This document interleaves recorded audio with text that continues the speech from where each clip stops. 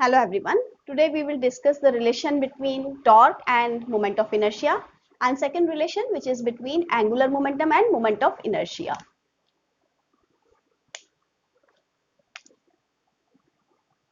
So first is relation between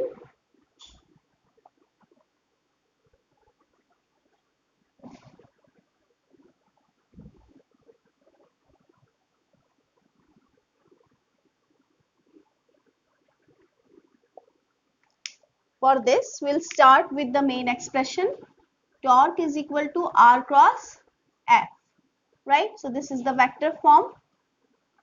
If I want to write simply the magnitude, this will be R cross, or you can say simply RF sine theta.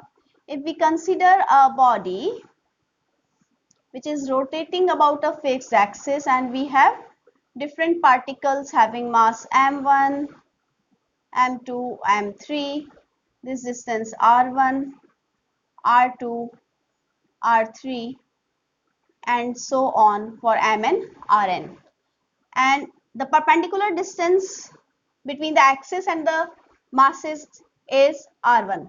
So in that case we can say that if theta is 90 degree, then torque will be Rf for every particle and total torque will be sum of this. So we are simply writing this is equal to mass into acceleration. Now we know that V is equal to R omega. So if we differentiate it with respect to time, this will be dV upon dt is equal to R d omega upon dt. dV by dt is acceleration, R radius as it is, d omega by dt is angular acceleration. So if I consider this as the equation 1, this as equation 2, so from 2 in 1, torque is equal to R mass into acceleration. So m as it is R alpha. So this gives m r square alpha, and m r square is I, that is tau is equal to I alpha.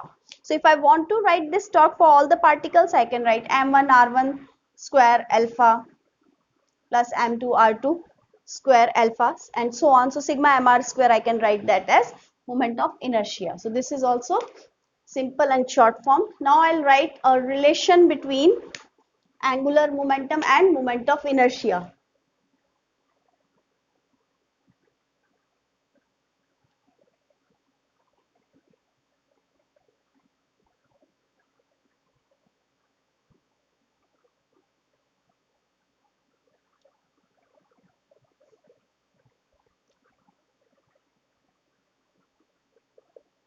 This is comparatively simple. So angular momentum is given as r cross p, right? Again, if we consider theta is equal to 90 degree, that is the perpendicular distance of every particle from the axis of rotation, then what will we write? L is equal to, magnitude of L is equal to Rp, and this can be written as R into mv, and this can be written as R omega. Why so? Because V is equal to R omega, right? So therefore L is equal to mr square omega, and we know that mr square is I.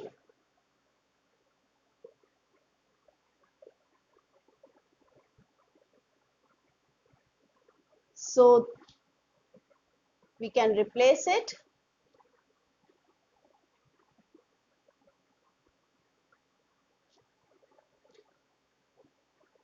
This will be the final relation between angular momentum and moment of inertia, and this is angular, this torque and moment of inertia. You know this formula can be written directly also. We know that force is equal to mass into acceleration. So for force I am writing torque, for mass I am writing moment of inertia, for acceleration I am writing alpha, that is angular acceleration. Here also P is equal to mv is the linear momentum formula. For linear momentum, we'll replace angular momentum L. For mass, I am replacing moment of inertia, and for linear velocity, I am replacing angular velocity. So that way you know the formulas directly, but we need to understand how to derive it. So that's all for now. Have a nice day.